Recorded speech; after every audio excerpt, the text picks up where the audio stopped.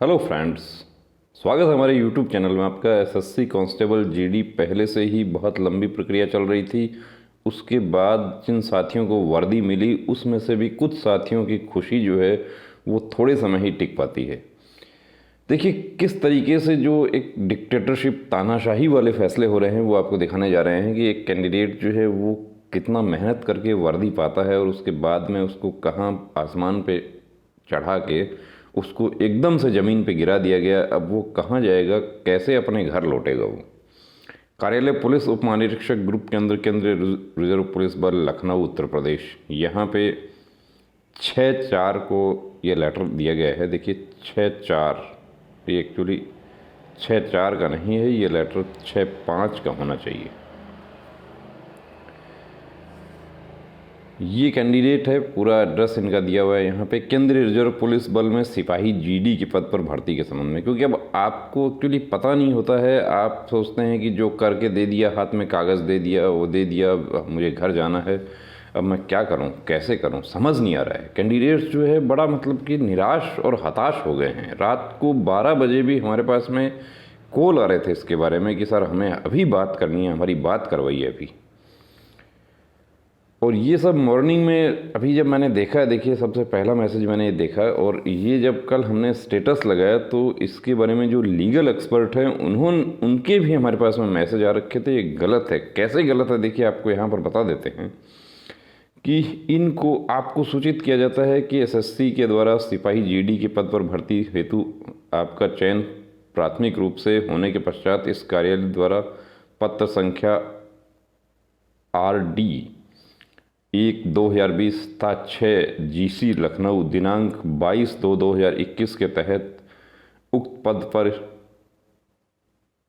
योगदान देने हेतु आपको 22/3/2021 तक, ये 22/2 है यहाँ पे लेटर का डेट है, तक ग्रुप के अंदर लखनऊ में रिपोर्ट करने का निर्देश दिया गया था। तदनुसार आप दिनांक 20 मार्च 2021 को इस ग्रुप के अंदर में रिपोर्ट किए, यानी कि 22 मार्च तक उपस्थित होना था, 20 मार्च को ये रिपोर्ट किया। अब देखिए जो डेट ऑफ ज्वाइनिंग जो है, यानी कि जिस दिन ये 20 मार्च 2021 को ये CRPF ग्रुप के अंदर को रिपोर्ट कर दिए, उस दिन से एक्चुअली इनका सैलरी चालू होना चाहिए। लेकिन CRPF हो चाहे BSF हो, यहाँ पर इसमें भी नाइंसाफ़ी हो रही है।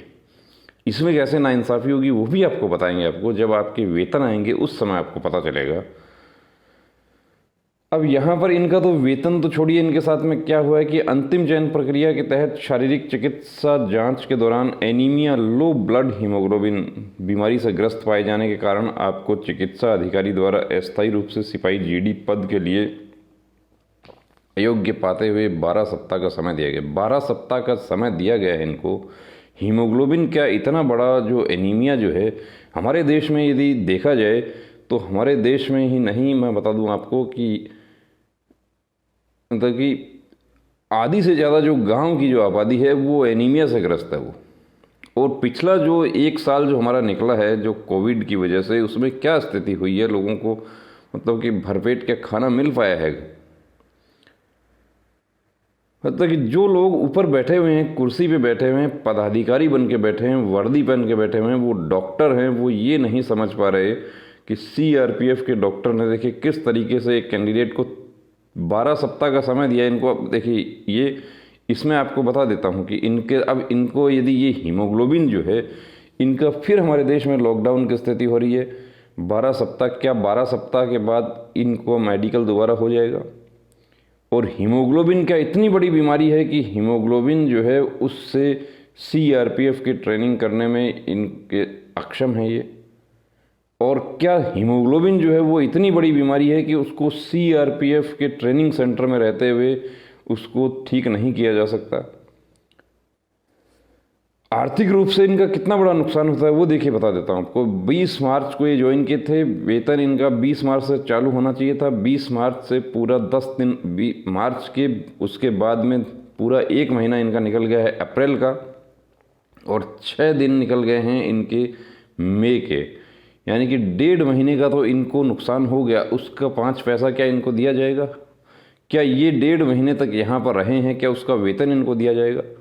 सपोज कीजिए कि ये फिर से अनफिट हो जाते हैं, इनका हीमोग्लोबिन लेवल जो है वो जितना होना चाहिए उससे कुछ पॉइंट कम रह जाता है, तो क्या इनको आउट कर दिया जाएगा? इनकी सारी मेहनत बेकार हो जाएगी? बहुत सारे प्रश्न यहाँ पर उठ रहे हैं, और ये प्रश्न जो है ये ऐसे हैं, ये याद दिलाते हैं कि जब हमारे देश में किसी प्रकार का कोई कानून का शासन नहीं होता था हमारे देश में, कि जो हमने कर दिया, जो राजा ने जो कर दिया, जो राजा के कारिंदों ने जो कर दिया, वो कानून की स्थिति होती थी, उसको ये जब फैसले हैं याद दिला रहे हैं। 12 सप्ताह का इनको समय दे दिया, उसके बाद में इनको कहा है कि आप 29 ये आगे इलाज करा के 12 सप्ताह का जो समय दिया है उसको इस ग्रुप के अंदर में पुनः रिपोर्ट करें, ताकि आपकी भर्ती से संबंधित अगली कार्रवाई की जा सके।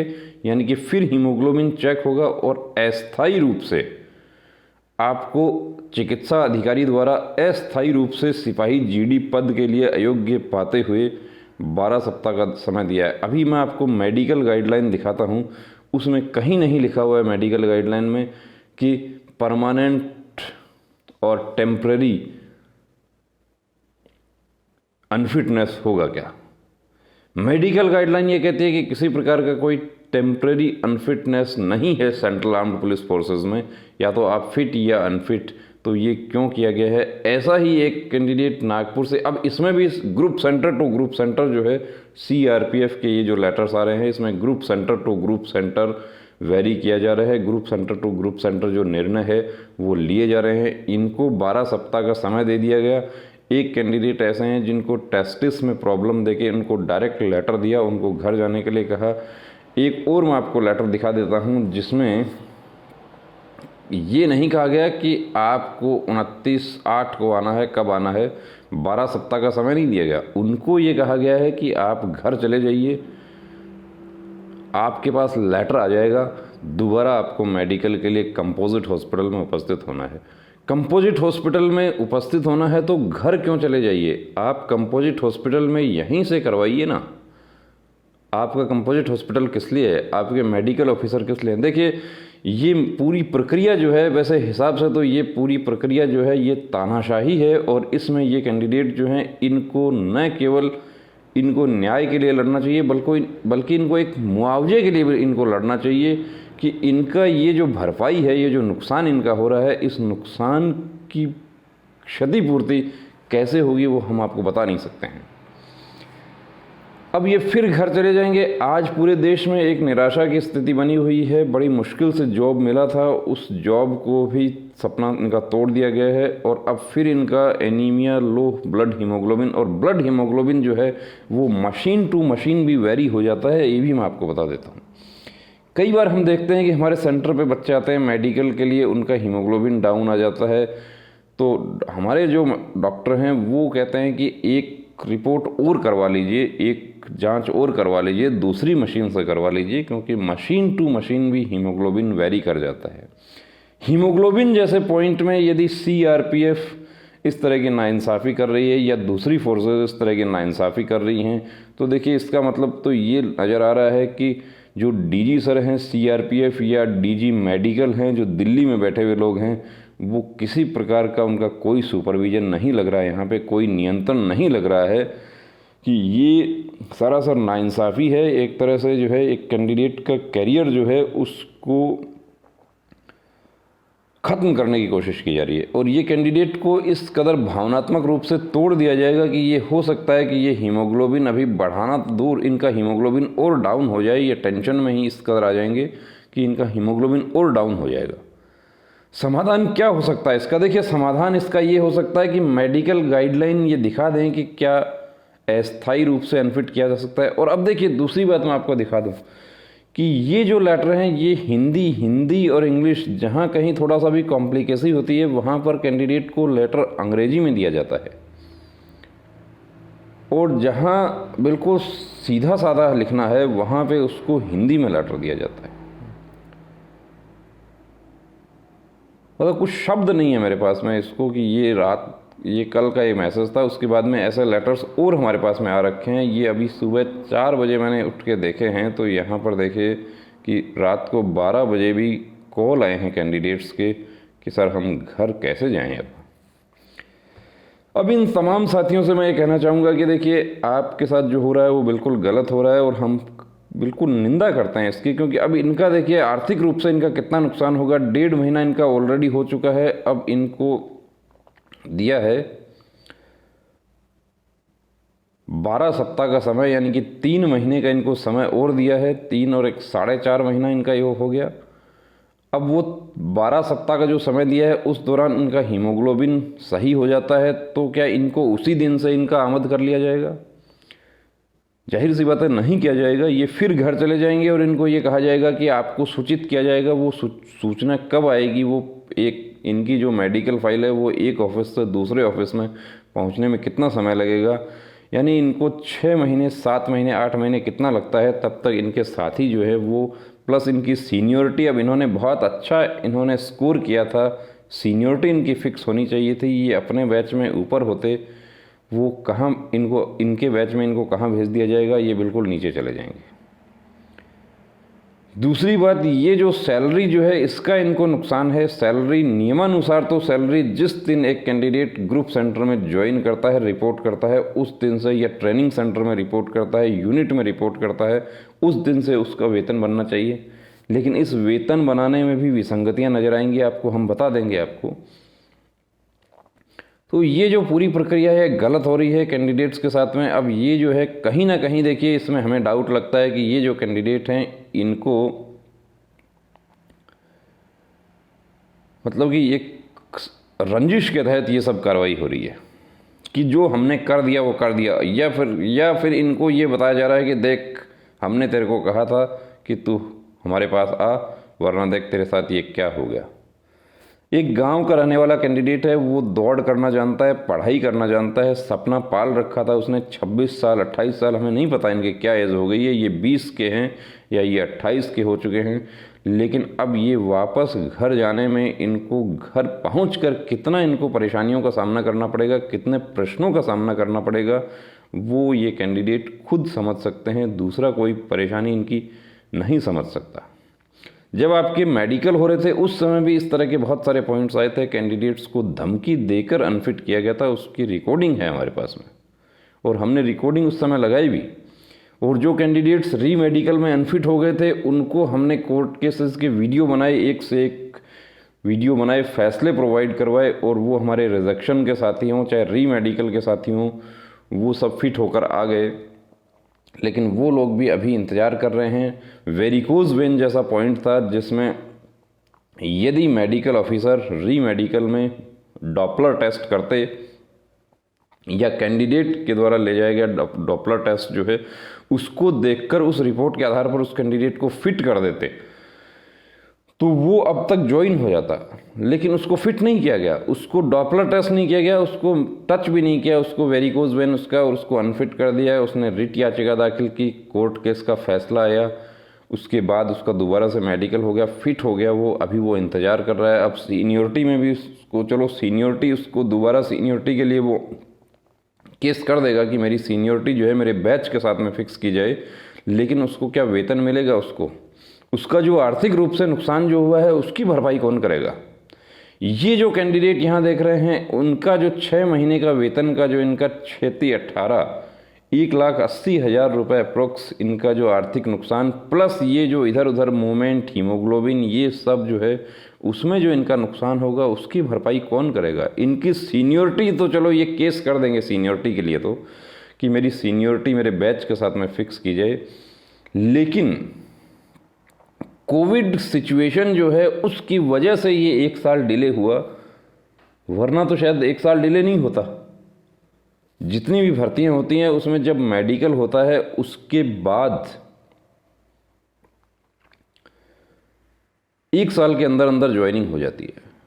लेकिन ये जो हमारी पिछले साल की जो भर्तियां थी उसमें चाहे वो बीएसएफ ट्रेड्समैन की भर्ती थी, चाहे हमारा ये एसएससी जीडी का भर्ती है, या बीएसएफ का जो सेक्टर एमटी की भर्ती थी, सेक्टर एमटी की बीएसएफ की भर्ती जो थी उसमें ज्वाइनिंग जो थी वो विदिन 1 ईयर हो गई थी।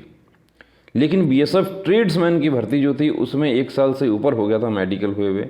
अब यहाँ पर भी आपको एक बात बता दूं कि इसमें भी जो कैंडिडेट हमारे डिटेल मेडिकल एग्जामिनेशन में फिट हुए थे उनके साथ ये प्रॉब्लम ज़्यादा हो रही है।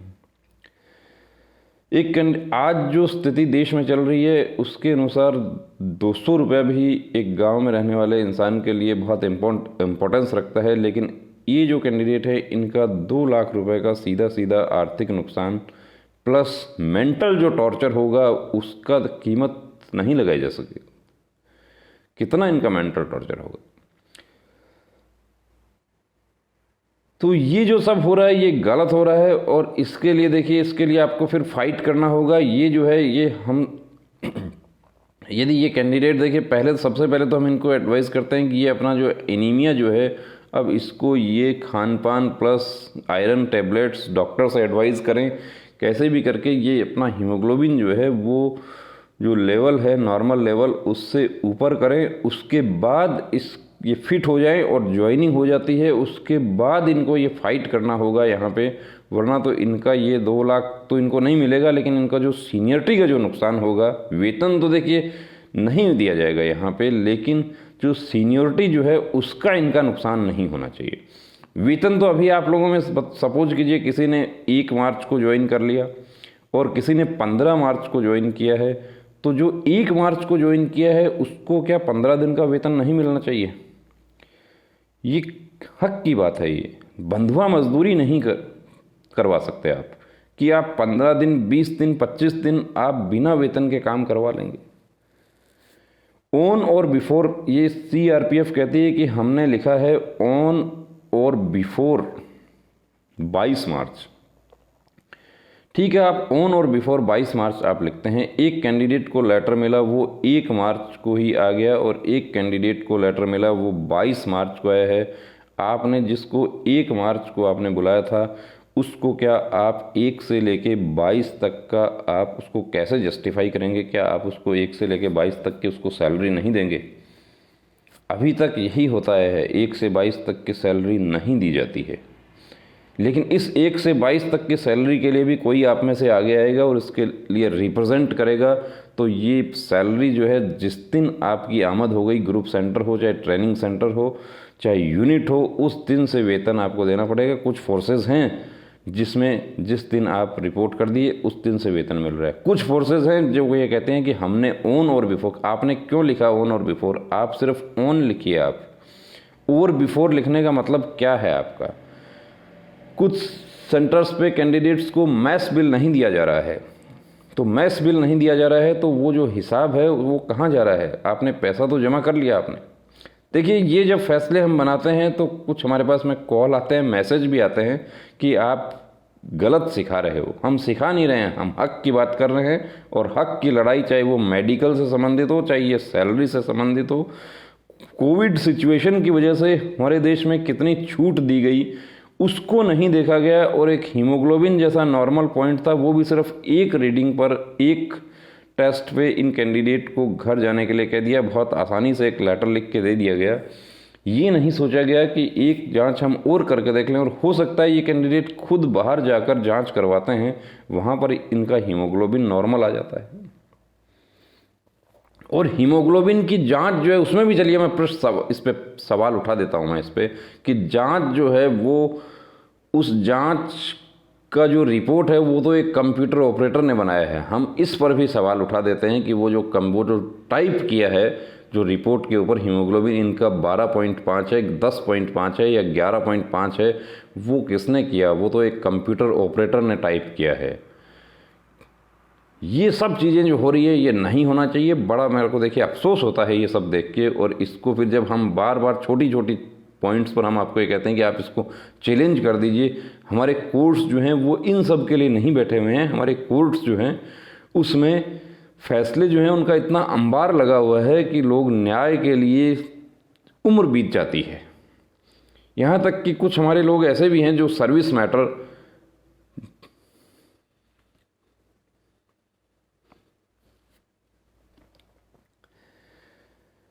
जिसकी मृत्यु हो जाती है और न्याय उसके बच्चों को मिलता है।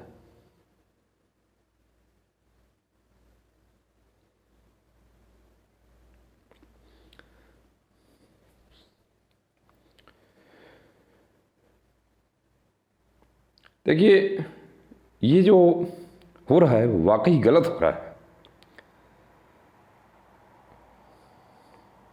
जय हिंद।